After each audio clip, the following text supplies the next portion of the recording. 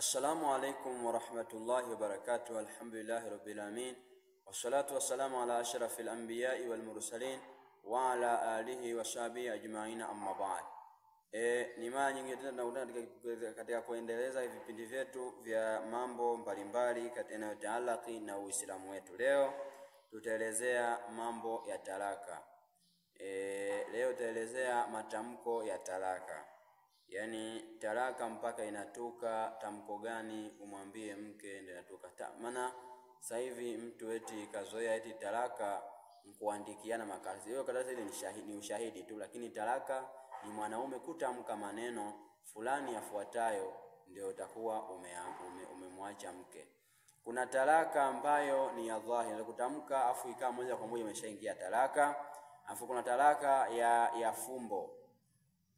Talaka hii ambayo ya waziwazi, mfano kumwambia mke wako, bwana wewe nimesha kuacha, wewe bwana umeshaachika. Ukishatamka maneno haya, mke huyo tayari umeshamwacha.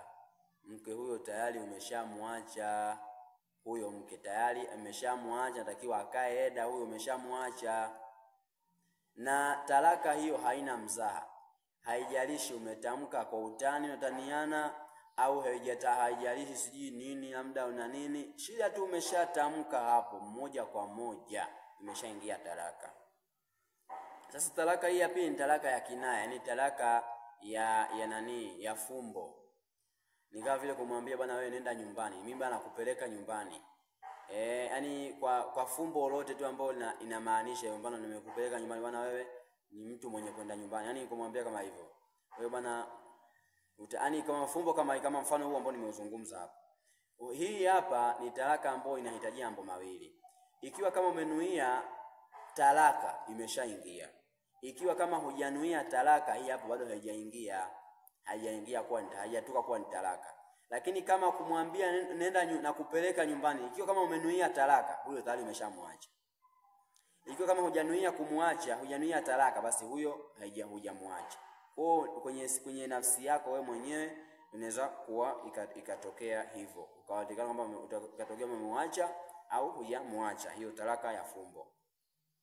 Lakini katika hizo talaka kuna talaka ambayo ni raji. Baada ya talaka hiyo sasa kuna talaka ya rejea. Maana kuna talaka ya rejea, kuna talaka ya bain. Talaka ya rejea ni talaka ambayo mwanamke umemwacha talaka mbili, talaka moja, talaka mbili. Hizo ndio talaka ya rejea. Maana yake hiyo ni talaka ambayo ukimwacha mwanamke una uwezo wa kumrejea tu mwanamke wako pasipokuwa na kutoa mahali. Shida tunahudhurisha mashahidi wale.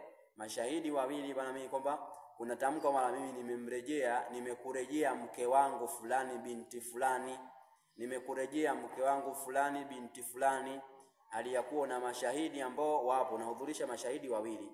Nasema nimekurejea mke wangu fulani binti fulani, ikiwa kama eda yake haijaisha.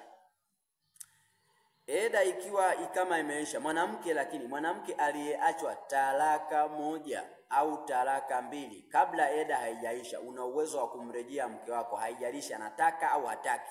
Vile vile unaweza kumrudia hata kama hataki, yule bado ni mke wako. Kama eda haijaisha, unaweza kumrudia mke wako, kumwambia bwana mimi nimeshakurudia mke wangu fulani binti fulani. Aliyakuwa hapo mashahidi hao wawili waadilifu kama ilivyokuwa kwenye sheria ilivyozungumza. Kwa hiyo sasa hapo utakuwa umeshamrudia huyu mwanamke. Eda yake ikiisha ambao tumeshazungumza mambo ya eda hapo kwenye darasa nyingine ambayo imeshapita. Huyu mwanamke eda yake ikishaisha, huyu sasa hairuhusiwi kumrejea hivi kama tulivyozungumza. Natakiwa huyu umrejee kwa ndoa mpya, kumposa upya, yeye mwenyewe akukubali au akukatae ni yeye sasa. Kama ikukubali, natakiwa kama vile mara ya kwanza ulimuoaga umpose, afu vile mahari apange yeye, vile mahari apange mapya. Afu sasa ndoa ifungwe, inahitaji mawali wale afu mashahidi wale, kama inavyohitaji ile ndoa ya mara ya kwanza vile inavyohitaji, kama eda imeshaisha. Ambao tumeshazungumza kwa mwanamke ambao anaingia siku zake ni qur'i tatu, ni tuhara tatu. Ikiwa kama wale ambao hayupo kwenye siku ni miezi mitatu. Yule ambaye yeye ana mimba, ida yake ni kuzaa mimba. Yule ambaye yeye amefariki hali ameachwa hali ya kufariki mume wake, yani kule kuacha ni kufariki mume wake. Tumeshazungumza kule kuacha ni kufariki mume wake, ndio maana akatengana. Hiyo tumeshazungumza kwamba ni miezi 4 na siku 10. Tumeshazungumza hivyo. Kwa hii talaka ya rajia ndio kama hiyo. Tumeshazungumza kama umeshanielewa. Sasa kuna talaka ya bain. Talaka ya bain ni talaka ambayo umemwacha mwanamke talaka 3. Sasa mwanamke kama umemwacha talaka 3, yule mwanamke yule anatakiwa mwanamke yule akae eda.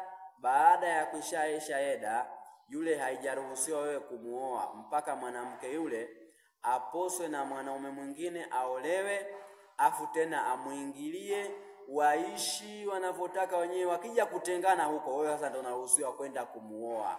Ndio unaruhusiwa kwenda kumuoa. Sheria ndio inasema hivyo.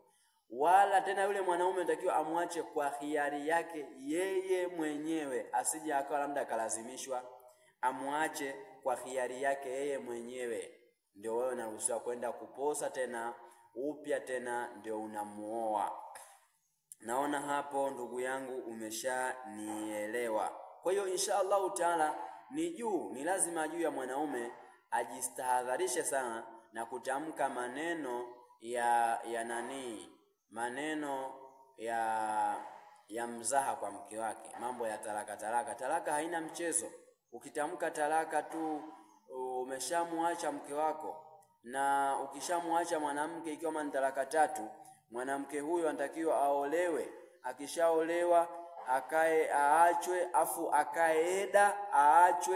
akae eda, wewe ndio uje upose afu uoe.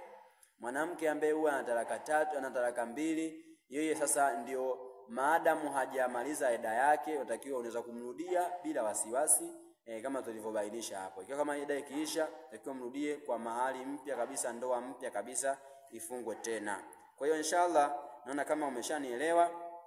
Inshallah utaanikiwa kama muda una maswali, una uwezo wa kukomenti hapo chini inshallah taala, ili angalau tupate kuelewana vizuri za kujibu, ili angalau tupate kuelewana vizuri inshallah. Usahau subscribe, ku share, comment, ku like, ili angalau darasa hizo kushare kwa wengine na kusubscribe, ili angalau darasa zetu ziwe ni tukitoa darasa basi iwe ni mara ya kwanza wako, yani iwe ni wa kwanza kufikiwa darasa hiyo inshallah taala. Billahi tawfiq wa salamu alaykum wa rahmatullahi wa barakatuh.